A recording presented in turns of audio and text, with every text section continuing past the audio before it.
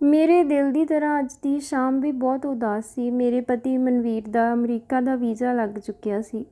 ਮੈਂ ਇਹ ਸੋਚ ਕੇ ਪਰੇਸ਼ਾਨ ਹੋ ਰਹੀ ਸੀ ਕਿ ਮੈਂ ਮਨਵੀਰ ਤੋਂ ਬਿਨਾਂ ਕਿਵੇਂ ਰਹਾਂਗੀ। ਸਾਡਾ ਇੱਕ ਸਾਂਝਾ ਪਰਿਵਾਰ ਸੀ। ਘਰ ਵਿੱਚ ਹਮੇਸ਼ਾ ਸ਼ੋਰ ਸ਼ਰਾਬਾ ਰਹਿੰਦਾ ਸੀ। ਮੇਰਾ ਸਹੁਰਾ ਤੇ ਸੱਸ ਵੀ ਸਖਤ ਮਿਜ਼ਾਜ ਦੇ ਸਨ, ਹਮੇਸ਼ਾ ਆਪਣਾ ਹੁਕਮ ਚਲਾਉਂਦੇ ਰਹਿੰਦੇ। ਮੈਂ ਇੱਕ ਨੰਬਰ ਦੀ ਡਰਪੋਕ ਸੀ। ਜ਼ਿਆਦਾ ਪੜ੍ਹੀ ਲਿਖੀ ਨਹੀਂ ਸੀ, ਬਸ 10ਵੀਂ ਕਲਾਸ ਤੱਕ ਹੀ ਪੜ੍ਹੀ ਸੀ। ਮਾਤਾ ਪਿਤਾ ਦੀ ਮੌਤ ਹੋਣ ਕਾਰਨ ਮੈਨੂੰ ਮੇਰੀ ਮਾਸੀ ਨੇ ਪਾਲਿਆ ਸੀ। ਮੇਰੇ ਅੰਦਰ ਆਤਮ ਵਿਸ਼ਵਾਸ ਦੀ ਬਹੁਤ ਕਮੀ ਸੀ। ਜਦੋਂ ਮਨਵੀਰ ਦਾ ਰਿਸ਼ਤਾ ਮੇਰੇ ਲਈ ਆਇਆ ਤਾਂ ਮੇਰੀ ਮਾਸੀ ਨੇ ਝੱਟ ਹਾਂ ਕਰ ਦਿੱਤੀ। ਇਹ ਵੀ ਨਹੀਂ ਦੇਖਿਆ ਕਿ ਪਰਿਵਾਰ ਕਿਸ ਤਰ੍ਹਾਂ ਦਾ ਹੈ। ਉਹ ਸਾਰੇ ਜਾਨਵਰਾਂ ਦੀ ਤਰ੍ਹਾਂ ਰਹਿੰਦੇ ਸਨ। ਘਰ ਵੀ ਬਹੁਤ ਛੋਟਾ ਸੀ। ਘਰ ਵਿੱਚ ਜਦੋਂ ਵੀ ਖਾਣਾ ਬਣਦਾ ਉਹ ਇਸ ਤਰ੍ਹਾਂ ਟੁੱਟ ਪੈਂਦੇ ਜਿਵੇਂ ਪਹਿਲਾਂ ਕਦੇ ਖਾਧਾ ਹੀ ਨਾ ਹੋਵੇ। ਮੈਨੂੰ ਤਾਂ ਕਦੇ ਪੇਟ ਭਰ ਕੇ ਖਾਣਾ ਮਿਲਿਆ ਹੀ ਨਹੀਂ। ਤਾਨੇ ਬਥੇਰੇ ਮਿਲ ਜਾਂਦੇ ਸੁਣਨ ਨੂੰ। ਮਨਵੀਰ 2 ਸਾਲ ਬੇਰੁਜ਼ਗਾਰ ਸੀ। ਬਹੁਤ ਮੁਸ਼ਕਿਲ ਨਾਲ ਉਹਨਾਂ ਨੂੰ ਅਮਰੀਕਾ ਦਾ ਵੀਜ਼ਾ ਮਿਲਿਆ ਸੀ। ਸਾਡਾ ਇੱਕ ਬੇਟਾ ਵੀ ਸੀ, ਵੀਰ।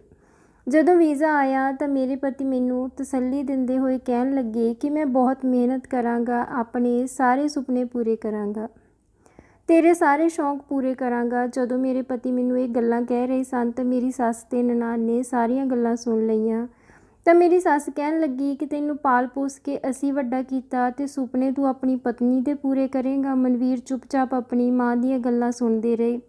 ਮੇਰੀ ਵੀ ਹਿੰਮਤ ਨਾ ਹੋਈ ਕੁਝ ਬੋਲਣ ਦੀ। ਫਿਰ ਮਨਵੀਰ ਚਲੇ ਗਏ ਤੇ ਮੇਰੀ ਜ਼ਿੰਦਗੀ ਵਿੱਚ ਸੰਨਾਟਾ ਛਾ ਗਿਆ। ਪਰ ਸਿਰਫ ਮੇਰੇ ਦਿਲ ਵਿੱਚ। ਘਰ ਦਾ ਤਾਂ ਉਹੀ ਹਾਲ ਸੀ। ਬਸ ਇਸੇ ਤਰ੍ਹਾਂ ਦਿਨ ਗੁਜ਼ਰ ਰਹੇ ਸਨ। ਮੇਰੀਆਂ ਪਰੇਸ਼ਾਨੀਆਂ ਵੱਧਦੀਆਂ ਜਾ ਰਹੀਆਂ ਸਨ।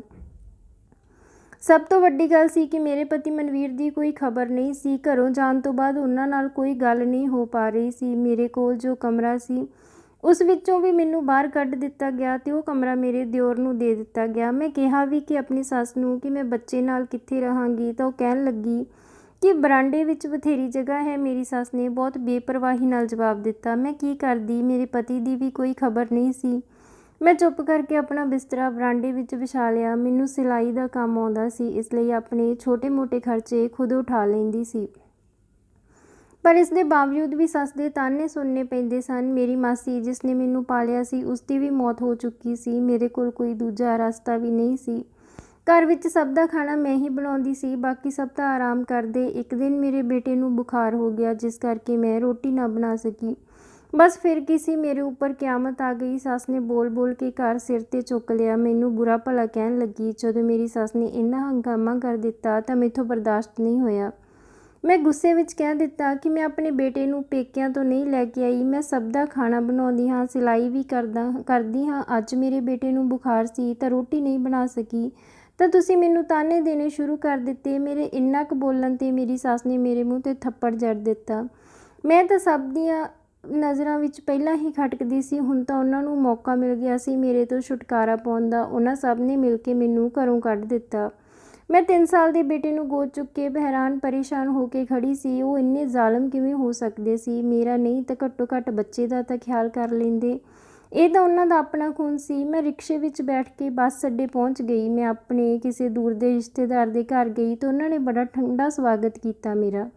ਮੈਨੂੰ ਸਾਫ਼ ਸ਼ਬਦਾਂ ਵਿੱਚ ਹੀ ਕਹਿ ਦਿੱਤਾ ਕਿ ਮੇਰੇ ਪਤੀ ਨੂੰ ਇਸ ਤਰ੍ਹਾਂ ਕਿਸੇ ਦਾ ਘਰ ਵਿੱਚ ਰਹਿਣਾ ਪਸੰਦ ਨਹੀਂ, ਇਸ ਲਈ ਤੂੰ ਰਾਤ ਕੱਟ ਕੇ ਸਵੇਰੇ ਚਲੀ ਜਾਵੀਂ। ਮੈਂ ਕਿਸੇ ਤਰ੍ਹਾਂ ਉੱਥੇ ਵਰਾਂਡੇ ਵਿੱਚ ਠੰਡ ਵਿੱਚ ਰਾਤ ਕੱਟੀ। ਮੈਂ ਸਵੇਰੇ ਉੱਥੋਂ ਚਲੀ ਆਈ। ਰਸਤੇ ਵਿੱਚੋਂ ਆਪਣੇ ਬੱਚੇ ਤੇ ਬਿਸਕੁਟ ਤੇ ਕੁਝ ਹੋਰ ਖਾਣ ਪੀਣ ਦਾ ਸਮਾਨ ਲਿਆ। ਫਿਰ ਮੈਨੂੰ ਆਪਣੀ ਇੱਕ ਜਾਣ ਪਛਾਣ ਦੀ ਦੀਦੀ ਦਾ ਖਿਆਲ ਆਇਆ ਜੋ ਕਿ ਉਸੇ ਸ਼ਹਿਰ ਵਿੱਚ ਰਹਿੰਦੀ ਸੀ। ਮੈਂ ਦੀਦੀ ਦੇ ਘਰ ਪਹੁੰਚੀ ਤਾਂ ਉਹ ਮੈਨੂੰ ਦੇਖ ਕੇ ਬਹੁਤ ਖੁਸ਼ ਹੋਈ। ਮੈਂ ਉਸਨੂੰ ਆਪਣੇ ਹਾਲਾਤਾਂ ਬਾਰੇ ਦੱਸਿਆ। ਮੇਰੀਆਂ ਅੱਖਾਂ ਵਿੱਚ ਹੰਝੂ ਆ ਗਏ। ਉਹ ਮੈਨੂੰ ਕਹਿਣ ਲੱਗੀ ਕਿ ਪਰੇਸ਼ਾਨ ਨਾ ਹੋ, ਇੱਥੇ ਇੱਕ ਮਕਾਨ ਖਾਲੀ ਹੈ, ਉਸਨੂੰ ਕਿਰਾਏ 'ਤੇ ਲੈ ਲੈਂਦੇ ਹਾਂ। ਮੇਰੇ ਕੋਲ ਸਿਲਾਈ ਵਾਲੇ ਕੁਝ ਪੈਸੇ ਸਨ। ਇਸ ਤਰ੍ਹਾਂ ਮੇਰੀ ਇੱਕ ਮੁਸ਼ਕਿਲ ਤਾਂ ਹੱਲ ਹੋ ਗਈ। ਚੰਗੀ ਗੱਲ ਇਹ ਸੀ ਕਿ ਉੱਥੇ ਨੇੜੇ ਹੀ ਇੱਕ ਕੱਪੜਿਆਂ ਦਾ ਕਾਰਖਾਨਾ ਸੀ। ਦੀਦੀ ਕਹਿਣ ਲੱਗੀ ਕਿ ਮੈਂ ਕੋਸ਼ਿਸ਼ ਕਰਾਂਗੀ ਜੇ ਤੈਨੂੰ ਕੋਈ ਕੰਮ ਮਿਲ ਜਾਵੇ। ਫਿਰ ਮੈਂ ਦੀਦੀ ਨਾਲ ਮਕਾਨ ਦੇਖਣ ਗਈ। ਮਕਾਨ ਮਾਲਿਕ ਥੋੜ੍ਹਾ ਸਖਤ ਮਿਜ਼ਾਜ ਦਾ ਸੀ। ਮਕਾਨ ਵੀ ਥੋੜ੍ਹਾ ਛੋਟਾ ਸੀ ਪਰ ਮੈਨੂੰ ਕਿਸੇ ਮਹਿਲ ਤੋਂ ਘੱਟ ਨਹੀਂ ਲੱਗ ਰਿਹਾ ਸੀ। ਮੈਂ 1 ਮਹੀਨੇ ਦਾ ਕਿਰਾਇਆ ਐਡਵਾਂਸ ਵਿੱਚ ਦੇ ਦਿੱਤਾ ਅਤੇ ਘਰ ਦੀ ਚਾਬੀ ਲੈ ਲਈ। ਹੌਲੀ-ਹੌਲੀ ਦਿਨ ਗੁਜ਼ਰਦੇ ਗਏ। ਮੈਨੂੰ ਕਾਰਖਾਨੇ ਵਿੱਚ ਸਿਲਾਈ ਦਾ ਕੰਮ ਵੀ ਮਿਲ ਗਿਆ ਸੀ। ਕੰਮ ਕਰਕੇ ਮੇਰਾ ਬੁਰਾ ਹਾਲ ਹੋ ਜਾਂਦਾ ਪਰ ਜਦੋਂ ਪੈਸੇ ਮਿਲਦੇ ਤਾਂ ਸਾਰੀ ਥਕਾਨ ਦੂਰ ਹੋ ਜਾਂਦੀ। ਜਦੋਂ ਕੋਈ ਸ਼ਰੀਫ ਔਰਤ ਇਕੱਲੀ ਹੋਵੇ ਤਾਂ ਉਸਨੂੰ ਬਹੁਤ ਚੁਕੰਨਾ ਰਹਿਣਾ ਪੈਂਦਾ ਹੈ। ਮੈਂ ਆਂਢ ਗੁਆਂਢ ਵਿੱਚੋਂ ਵੀ ਡਰਦੀ ਨਹੀਂ ਜਾਂਦੀ ਸੀ ਕਿਉਂਕਿ ਹਰ ਘਰ ਵਿੱਚ ਮਰਦ ਹੀ ਸਨ। ਹੁਣ ਖਾਣ ਪੀਣ ਤੇ ਰਹਿਣ ਦੀ ਕੋਈ ਚਿੰਤਾ ਨਹੀਂ ਸੀ, ਪਰ ਮੈਨੂੰ ਆਪਣੇ ਪਤੀ ਦੀ ਬਹੁਤ ਯਾਦ ਆਉਂਦੀ ਸੀ, ਜਿਸ ਬਾਰੇ ਮੈਨੂੰ ਕੁਝ ਪਤਾ ਨਹੀਂ ਚੱਲ ਰਿਹਾ ਸੀ। ਮੈਂ ਉਹਨਾਂ ਨੂੰ ਯਾਦ ਕਰਕੇ ਬਹੁਤ ਰੋਂਦੀ। ਮੈਂ ਸਸੁਰਾਲ ਵਾਲਿਆਂ ਨੂੰ ਵੀ ਪਤੀ ਬਾਰੇ ਖਬਰ ਲੈਣ ਲਈ ਫ਼ੋਨ ਕਰਦੀ, ਪਰ ਉਹ ਮੇਰੀ ਆਵਾਜ਼ ਸੁਣ ਕੇ ਫ਼ੋਨ ਕੱਟ ਦਿੰਦੇ। ਇੰਝ ਲੱਗਦਾ ਜਿਵੇਂ ਉਹ ਮੈਥੋਂ ਜਾਨ ਛੁਡਾ ਕੇ ਪੂਰੇ ਖੁਸ਼ ਸਨ। ਮੇਰੇ ਘਰ ਦੇ ਬਰਾਬਰ ਇੱਕ ਔਰਤ ਰਹਿੰਦੀ ਸੀ, ਉਸ ਨਾਲ ਮੇਰੀ ਚੰਗੀ ਜਾਣ ਪਛਾਣ ਹੋ ਗਈ ਸੀ। ਅਸੀਂ ਇੱਕ ਦੂਜੇ ਦੇ ਘਰ ਵੀ ਆ ਜਾਇਆ ਕਰਦੀਆਂ ਸੀ। ਇੱਕ ਦਿਨ ਮੈਥੋਂ ਰਿਹਾ ਨਾ ਗਿਆ। ਮੈਂ ਆਪਣੇ ਸਸੁਰਾਲ ਮਨਵੀਰ ਦੀ ਖਬਰ ਲੈਣ ਪਹੁੰਚ ਗਈ, ਪਰ ਉਹਨਾਂ ਨੇ ਮੇਰੇ ਨਾਲ ਕੋਈ ਗੱਲ ਨਹੀਂ ਕੀਤੀ। ਪਰ ਮੈਨੂੰ ਪਤਾ ਲੱਗਿਆ ਕਿ ਇੱਕ ਹਾਦਸੇ ਵਿੱਚ ਮੇਰੇ ਸੱਸ ਸਹੁਰੇ ਤੇ ਇੱਕ ਜੇਠ ਦੀ ਮੌਤ ਹੋ ਗਈ ਸੀ।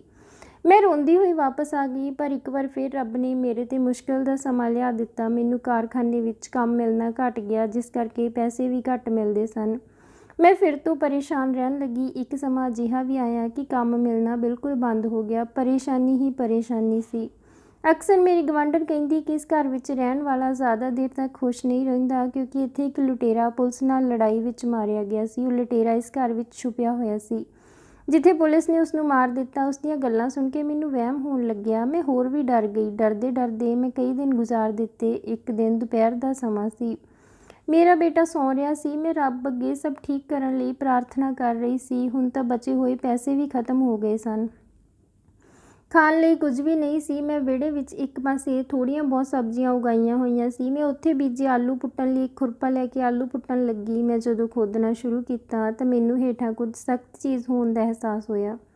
ਮੈਂ ਹੋਰ ਖੋਦਣਾ ਸ਼ੁਰੂ ਕੀਤਾ। ਮੈਂ ਜਲਦੀ ਮਿੱਟੀ ਖੋਦਣ ਲੱਗੀ। ਮੈਨੂੰ ਥੱਲਿਓਂ ਇੱਕ ਡੱਬਾ ਦਿਖਾਈ ਦਿੱਤਾ। ਮੈਂ ਡੱਬਾ ਖੋਲ੍ਹ ਕੇ ਦੇਖਿਆ ਤਾਂ ਮੇਰੇ ਤਾਂ ਹੋਸ਼ ਉੱਡ ਗਏ, ਕਿਉਂਕਿ ਉਸ ਡੱਬੇ ਵਿੱਚ ਬਹੁਤ ਸਾਰੇ ਪੈਸੇ ਤੇ ਗਹਿਣੇ ਸਨ। ਮੈਂ ਉਹ ਡੱਬਾ ਲੈ ਕੇ ਕਮਰੇ ਵਿੱਚ ਆ ਗਈ। ਮੈਨੂੰ ਲੱਗਿਆ ਹੁਣ ਮੇਰੀਆਂ ਸਾਰੀਆਂ ਮੁਸ਼ਕਲਾਂ ਹੱਲ ਹੋ ਜਾਣਗੀਆਂ। ਮੈਂ ਉਹ ਟੋਆ ਚੰਗੀ ਤਰ੍ਹਾਂ ਦੁਬਾਰਾ ਭਰ ਦਿੱਤਾ ਤਾਂ ਕਿ ਕਿਸੇ ਨੂੰ ਸ਼ੱਕ ਨਾ ਹੋ ਜਾਵੇ। ਮੈਂ ਹੌਲੀ ਕਰਕੇ ਸਭ ਉਧਾਰ ਚੁਕਾਉਣੇ ਸ਼ੁਰੂ ਕਰ ਦਿੱਤੇ। ਮੈਂ ਇੱਕਦਮ ਪੈਸਾ ਬਾਹਰ ਨਹੀਂ ਕੱਢਿਆ ਤਾਂ ਜੋ ਕਿਸੇ ਨੂੰ ਸ਼ੱਕ ਨਾ ਹੋ ਜਾਵੇ। ਮੈਂ ਸਭ ਨੂੰ ਇਹ ਕਹਿਣਾ ਸ਼ੁਰੂ ਕਰ ਦਿੱਤਾ ਕਿ ਹੁਣ ਮੇਰੇ ਪਤੀ ਨੇ ਪੈਸੇ ਪਾਉਣੇ ਸ਼ੁਰੂ ਕਰ ਦਿੱਤੇ ਹਨ। ਮੈਂ ਇੱਕ ਇਕੱਲੀ ਮਜਬੂਰ ਔਰਤ ਸੀ। ਜੇ ਕਿਸੇ ਨੂੰ ਜ਼ਰਾ ਵੀ ਸ਼ੱਕ ਹੋ ਜਾਂਦਾ ਕਿ ਮੇਰੇ ਕੋਲ ਇੰਨੇ ਪੈਸੇ ਹਨ ਤਾਂ ਨਾ ਜਾਣੇ ਮੇਰੇ ਨਾਲ ਕੀ ਹੋ ਜਾਂਦਾ। ਇਸ ਲਈ ਮੈਂ ਹਮੇਸ਼ਾ ਆਪਣੀ ਗਰੀਬੀ ਦਾ ਰੋਣਾ ਰੋਂਦੀ ਰਹਿੰਦੀ। ਖਰਚਾ ਵੀ ਜ਼ਰੂਰਤ ਦੇ ਹਿਸਾਬ ਨਾਲ ਹੀ ਕਰਦੀ। ਸ਼ਾਇਦ ਇਹ ਪੈਸੇ ਉਸ ਲੁਟੇਰੇ ਨੇ ਹੀ ਦੱਬੇ ਹੋਣਗੇ ਜੋ ਇਸ ਘਰ ਵਿੱਚ ਪੁਲਿਸ ਦੁਆਰਾ ਮਾਰਿਆ ਗਿਆ ਸੀ। ਫਿਰ ਇੱਕ ਦਿਨ ਗੁਆਂਢ ਤੋਂ ਇੱਕ ਔਰਤ ਮੇਰੇ ਘਰ ਆਈ। ਮੈਨੂੰ ਪੁੱਛਣ ਲੱਗੀ ਕਿ ਘਰ ਦਾ ਖਰਚਾ ਕਿਵੇਂ ਚੱਲਦਾ ਹੈ। ਮੈਂ ਕਿਹਾ ਚੰਗਾ ਚੱਲ ਰਿਹਾ ਹੈ, ਬਸ ਰੋਟੀ ਪਾਣੀ ਚੱਲੀ ਜਾਂਦਾ ਹੈ। ਉਹ ਕਹਿਣ ਲੱਗੀ ਕਿ ਪੈਸੇ ਦੀ ਤੰਗੀ ਹੈ ਤਾਂ ਮੈਨੂੰ ਦੱਸ ਦੇ, ਮੈਂ ਤੈਨੂੰ ਇੱਕ ਚੰਗੀ ਜਗ੍ਹਾ ਕੰਮ 'ਤੇ ਲਵਾ ਸਕਦੀ ਹਾਂ। ਤੂੰ ਸੋਹਣੀ ਵੀ ਹੈ, ਕੰਮ ਛੇਤੀ ਮਿਲ ਜਾਵੇਗਾ। ਮੈਂ ਹੈਰਾਨ ਹੋ ਕੇ ਪੁੱਛਿਆ, ਕੰਮ ਨਾਲ ਸੋਹਣੇ ਹੋਣ ਦਾ ਕੀ ਲੈਣਾ ਦੇਣਾ। ਉਹ ਕਹਿਣ ਲੱਗੀ ਕਿ ਇੱਕ ਕੋਠੀ ਹੈ, ਉਸਦੇ ਮਾਲਿਕ ਨੂੰ ਖੂਬਸੂਰਤ ਕੁੜੀ ਦੀ ਜ਼ਰੂਰਤ ਹੈ, ਬਹੁਤ ਪੈਸਾ ਮਿਲੇਗਾ। ਸਮਝ ਰਹੀ ਹੈ ਮੇਰੀ ਗੱਲ। ਆਪਣੀ ਸੁੰਦਰਤਾ ਦਾ ਫਾਇਦਾ ਉਠਾ। ਉਸਦੀ ਗੱਲ ਸੁਣ ਕੇ ਮੇਰਾ ਦਿਲ ਕਰੇ ਮੈਂ ਉਸਦੇ ਮੂੰਹ 'ਤੇ ਥੱਪੜ ਜੜ ਦੇਵਾਂ, ਪਰ ਮੈਂ ਆਪਣੇ ਆਪ ਨੂੰ ਰੋਕ ਲਿਆ ਤੇ ਉਸਨੂੰ ਕਿਹਾ ਕਿ ਮੇਰੇ ਘਰੋਂ ਬਾਹਰ ਹੋ ਜਾ, ਦੁਬਾਰਾ ਇੱਥੇ ਆਉਣ ਦੀ ਕੋਈ ਜ਼ਰੂਰਤ ਨਹੀਂ ਹੈ। ਉਸਦੇ ਜਾਣ ਤੋਂ ਬਾਅਦ ਮੈਂ ਫੁੱਟ ਕੇ ਰੋਣ ਲੱਗੀ। ਮੇਰਾ ਕੋਈ ਸਹਾਰਾ ਨਹੀਂ ਸੀ। ਮੈਨੂੰ ਆਪਣੇ ਪਤੀ ਦੀ ਬਹੁਤ ਯਾਦ ਆ ਰਹੀ ਸੀ। ਰਾਤ ਨੂੰ ਮੈਂ ਸੌਣ ਦੀ ਕੋਸ਼ਿਸ਼ ਕਰ ਰਹੀ ਸੀ ਕਿ ਅਚਾਨਕ ਦਰਵਾਜ਼ਾ ਖੜਕਿਆ ਤਾਂ ਮੈਂ ਡਰ ਗਈ ਕਿ ਇਸ ਸਮੇਂ ਕੌਣ ਹੋ ਸਕਦਾ ਹੈ। ਮੈਂ ਡਰਦੇ ਪੁੱਛਿਆ ਕਿ ਕੌਣ ਹੈ, ਪਰ ਇੱਕ ਮਰਦ ਦੀ ਆਵਾਜ਼ ਆਈ। ਇਹ ਤਾਂ ਮੇਰਾ ਮਕਾਨ ਮਾਲਿਕ ਸੀ। ਉਹ ਕਹਿਣ ਲੱਗਿਆ ਮੇਰੀ ਪਤਨੀ ਦੀ ਤਬੀਅਤ ਖਰਾਬ ਹੈ, ਮੇਰੀ ਮਦਦ ਕਰ ਦੇ। ਮੈਨੂੰ ਲੱਗਿਆ ਕਿ ਮੈਨੂੰ ਉਹਨਾਂ ਦੀ ਮਦਦ ਕਰਨੀ ਚਾਹੀਦੀ ਹੈ, ਇਸ ਲਈ ਮੈਂ ਬਿਨਾਂ ਜ਼ਿਆਦਾ ਕੁਝ ਸੋਚੇ ਦਰਵਾਜ਼ਾ ਖੋਲ੍ਹ ਦਿੱਤਾ। ਪਰ ਇਹ ਮੇਰੀ ਸਭ ਤੋਂ ਵੱਡੀ ਗਲਤੀ ਸੀ। ਮੈਂ ਜਿਵੇਂ ਹੀ ਦਰਵਾਜ਼ਾ ਖੋਲ੍ਹਿਆ ਉਸਨੇ ਮੇਰੇ ਮੂੰਹ 'ਤੇ ਹੱਥ ਰੱਖ ਲਿਆ ਤੇ ਮੈਨੂੰ ਅੰਦਰ ਵੱਲ ਧੱਕ ਦਿੱਤਾ। ਉਹ ਮੈਨੂੰ ਗਲਤ ਗੱਲਾਂ ਬੋਲਣ ਲੱਗਿਆ। ਮੇਰੀ ਆਵਾਜ਼ ਨਹੀਂ ਨਿਕਲ ਰਹੀ ਸੀ। ਮੈਂ ਛੁੱਟਣ ਦੀ ਕੋਸ਼ਿਸ਼ ਵੀ ਕੀਤੀ। ਮੈਂ ਆਪਣਾ ਪੂਰਾ ਜ਼ੋਰ ਲਾ ਕੇ ਉਸਨੂੰ ਧੱਕਾ ਦੇ ਦਿੱਤਾ। ਉਹ ਥੱਲੇ ਡਿੱਗ ਪਿਆ। ਇੰਨੇ ਵਿੱਚ ਮੈਂ ਕੋਲ ਪਿਆ ਡੰਡਾ ਚੁੱਕ ਕੇ ਉਸਦੇ ਮਾਰਨੇ ਸ਼ੁਰੂ ਕਰ ਦਿੱਤੇ। ਇਸ ਤੋਂ ਪਹਿਲਾਂ ਕਿ ਉਹ ਆਪਣੇ ਆਪ ਨੂੰ ਸੰਭਾਲਦਾ, ਮੈਂ ਆਪਣੇ ਬੇਟੇ ਤੇ ਉਸ ਡੱਬੇ ਨੂੰ ਲੈ ਕੇ ਉੱਥੋਂ ਭੱਜ ਆਈ। ਮੈਨੂੰ ਕੋਈ ਹੋਸ਼ ਨਹੀਂ ਸੀ ਕਿ ਮੈਂ ਕਿਸ ਪਾਸੇ ਵੱਲ ਜਾ ਰਹੀ ਹਾਂ, ਬਸ ਭੱਜਦੀ ਜਾ ਰਹੀ ਸੀ। ਕੁਝ ਸਮਾਂ ਤਾਂ ਉਹ ਮੇਰੇ ਪਿੱਛੇ ਆ ਰਿਹਾ ਸੀ, ਪਰ ਫਿਰ ਸ਼ਾਇਦ ਵਾਪਸ ਮੁੜ ਗਿਆ। ਮੈਂ ਚੌੜੀ ਸੜਕ 'ਤੇ ਪਹੁੰਚ ਗਈ। ਮੇਰਾ ਵੀ ਸਾਹ ਚੜ੍ਹ ਗਿਆ ਸੀ। ਹੁਣ ਮੈਂ ਆਪਣੇ ਬੇਟੇ ਤੇ ਉਸ ਡੱਬੇ ਨਾਲ ਹੋਰ ਨਹੀਂ ਭੱਜ ਸਕਦੀ ਸੀ, ਇਸ ਲਈ ਉੱਥੇ ਹੀ ਬੈਠ ਗਈ। ਪਰ ਮੈਂ ਬਹੁਤ ਡਰ ਗਈ ਸੀ। ਪਤਾ ਨਹੀਂ ਅੱਗੇ ਕੀ ਹੋਣ ਵਾਲਾ ਸੀ। ਹੁਣ ਤਾਂ ਇੱਜ਼ਤ ਬਚਾਉਣੀ ਵੀ ਮੁਸ਼ਕਿਲ ਹੋ ਗਈ ਸੀ। ਮੈਂ ਬੈਠੀ ਰੋ ਰਹੀ ਸੀ ਕਿ ਅਚਾਨਕ ਮੇਰੇ ਮੋਢੇ 'ਤੇ ਕਿਸੇ ਨੇ ਹੱਥ ਰੱਖਿਆ। ਡਰਦੇ ਮਾਰੇ ਮੇਰਾ ਸਾਹ ਉੱਥੇ ਹੀ ਰੁਕ ਗਿਆ। ਜਦੋਂ ਮੁੜ ਕੇ ਦੇਖਿਆ, ਇਹ ਤਾਂ ਮੇਰਾ ਪਤੀ ਮਨਵੀਰ ਸੀ। ਉਸ ਨੂੰ ਦੇਖ ਕੇ ਮੈਂ ਉੱਚੀ ਰੋਣ ਲੱਗੀ। ਮੈਨੂੰ ਵਿਸ਼ਵਾਸ ਨਹੀਂ ਹੋ ਰਿਹਾ ਸੀ ਕਿ ਮੇਰਾ ਪਤੀ ਮੇਰੇ ਸਾਹਮਣੇ ਸੀ, ਉਹ ਵੀ ਇਸ ਜ਼ਿੰਦਗੀ ਦੇ ਇਸ ਮੋੜ 'ਤੇ ਜਦੋਂ ਮੈਂ ਹਰ ਪਾਸਿਓਂ ਹਾਰ ਚੁੱਕੀ ਸੀ।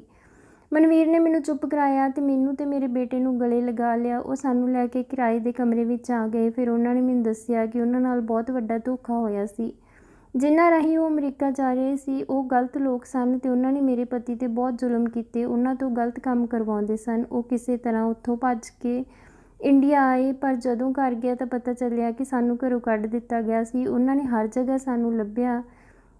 ਮੁਲਾਕਾਤ ਹੋਈ ਤਾਂ ਇਸ ਹਾਲ ਵਿੱਚ, ਪਰ ਮੈਂ ਰੱਬ ਦਾ ਹਰ ਵੇਲੇ ਧੰਨਵਾਦ ਕਰਦੀ ਹਾਂ। ਮਨਵੀਰ ਨੇ ਡੱਬੇ ਵਾਲੇ ਪੈਸਿਆਂ ਨਾਲ ਕੰਮ ਸ਼ੁਰੂ ਕੀਤਾ ਜੋ ਚੰਗਾ ਚੱਲ ਪਿਆ।